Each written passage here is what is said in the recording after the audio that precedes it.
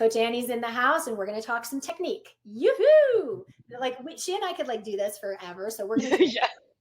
really succinct because we geek out on this stuff, which is great for you because you get lots of good tools. So today, what I wanted Annie to share, because she has a fantastic tool that I've heard her coach on that I love, which is a tool to help you stay in a really open, powerful resonance space. Because as you know, two things are really important for the best possible sound: consistency in your breath support and consistency in your resonance space. So Annie, I know you have a tool that you love to give singers in our program to help them be more consistent with their resonance space, because you've noticed something that tends to get in the way that compromises that. And so would you tell everybody what that is so they don't make the same mistake? Sure. This is a recent invention that just came up in class one day because I noticed there was a particular student who, as she was moving through the words, the consonants would pull her into the smaller, more closed resonance space instead of maintaining the integrity of the big open vowels. And, as we know, when you make a consonant, there's a part of the body that has to come together and approximate either your lips, your teeth, your tongue, the back of the mouth. And so, yeah, it can be tricky and we can get stuck in that smaller space because something has come together. So I invented this tool called Trampoline Consonants. Love this, because you guys, so many singers get stuck with this. And so what Annie was talking about, these are your what's called articulators. Your teeth, your tongue, your lips are your main articulators, and how those things interact with the other inside space in your mouth is what creates consonants and or vowels. So can you give an example of what like one of these students was singing or something and how it was like affecting and getting in the way with their space? Absolutely. So for instance, just to use something out of my rep, the beginning of and this is my beloved, it's this: I need a lot of space to achieve this E flat, and it starts with this D in the word dawns. So if I close and make the D sound, but if my space squeezes and I can't open it back up, the sound is really strident and not that pleasing to me. It doesn't feel great, doesn't sound great. So when I think of using a trampoline consonant, I think of letting that approximation, that coming together, bounce me back into the big open space. So this is the first note of the song. So when I take my breath, I'm in the big open space. My body's going to come together for the D, and then I'm going to bounce myself back into the big open space. So here we go. Dawn's promising skies. Yes. So if somebody doesn't do that, right? If somebody's not using their trampoline, tell me if I'm understanding this right, because I'm interpreting for everybody who's watching here, right? Tell me if I'm understanding this. If we don't trampoline, then what happens is you breathe into this beautiful open space, soft palate's nice and high, your space between your cheeks and your ears is nice and high for that beautiful inhale. But then you go for the D, and then all that space closes up and now you're from the here, and there's nothing, there's no space anymore. Right. So it's the idea of that like trampoline that closes around the space and then just back up. Yeah. And so I know we might get some questions in the chat, but I mean, do you guys ever notice that you get kind of stuck in your mouth, in your, articulators, where, you feel like, well, the vowel is fine, but then the minute I have to add in the consonants, like everything starts to kind of not feel as good. Then this is your tool. Can you give us some examples of maybe other vowels that might be a little less intuitive? I mean, not vowels, other consonants that might be a little less intuitive, how it would show? Absolutely. For instance, K's and G's are made farther back in the mouth. Everybody take a second. Make a K sound and feel where you feel your tongue coming against the roof of your mouth.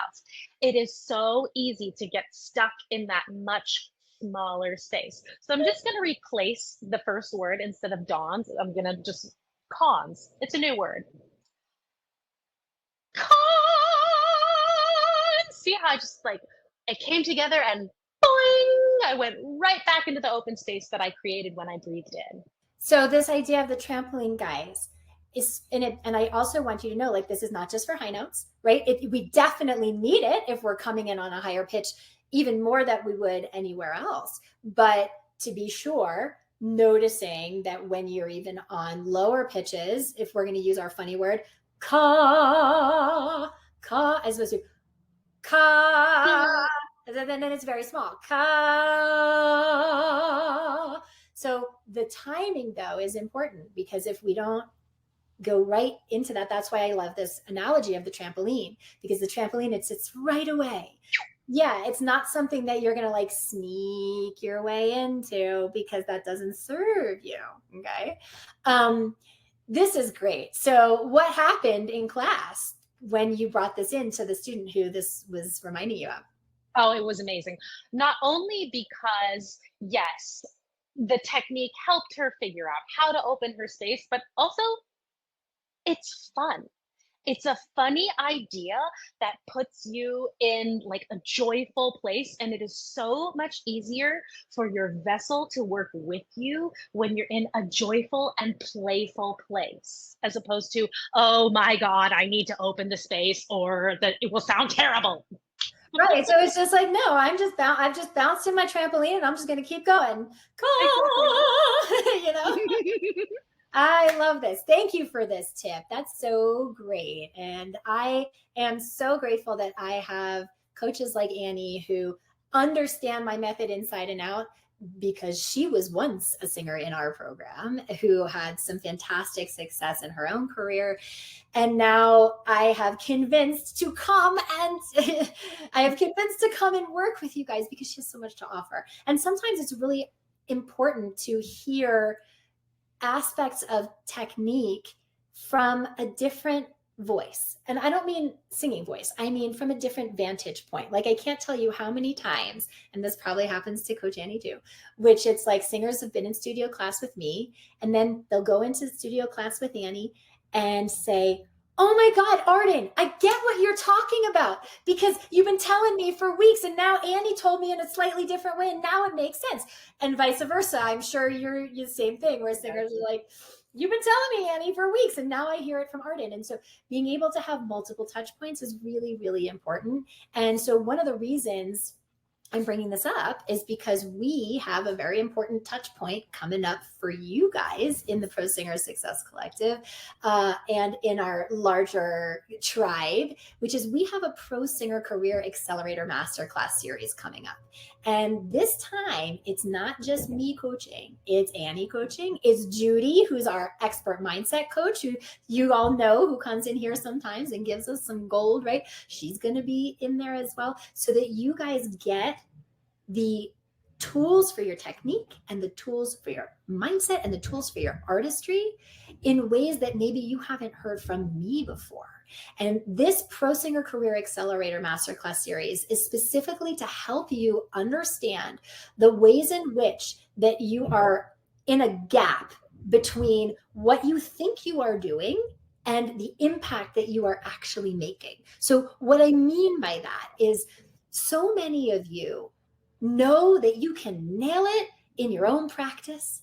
So many of you know that you have what it takes, and yet the results of your auditions, of your recordings, of your performances are just not getting you those elite opportunities, the pay, the breakthroughs in the career in the form of those more sustainable, higher level singing career results that you really want, whether it's in doing the kinds of things like landing that next level equity show, being able to go from making $400 a gig to making $1,000 a gig. This is a direct result of your ability to make the kind of impact on your audience that begets those kinds of things. And if you know that you have that talent and that you have that gift, but there's just something holding you back from being able to achieve that, then oh my gosh, do not miss this masterclass series. It is September 30th through October 7th, 7 days. It is free because we want to help you guys understand that there is a way to train that links mind and body that gets way better results than anything else that you might have done in traditional training. And we want you to understand that it's not like a fluke. And so I'm just giving this to you so you can experience it for yourself, so that I don't have to sit here and tell you. You can just come and experience it for yourself. So September 30th through October 7th, 90 minutes each day. We're in masterclass sessions. And this time, you don't just have me coaching. You're going to have Andy. You're going to have Judy. We're going to hear from singers who have been through the program, helping you, giving you some guidance, giving you some gold of things that have worked amazing for them to help you bridge that impact gap so that you have better tools, because mind and body are working for you instead of against you, to be able to create these kind of higher level results that get the elite opportunities, the elite pay, the elite career that you really, really want. So comment masterclass in the comments below, and we will give you the link to be able to register for the free masterclass series, and we will see you there.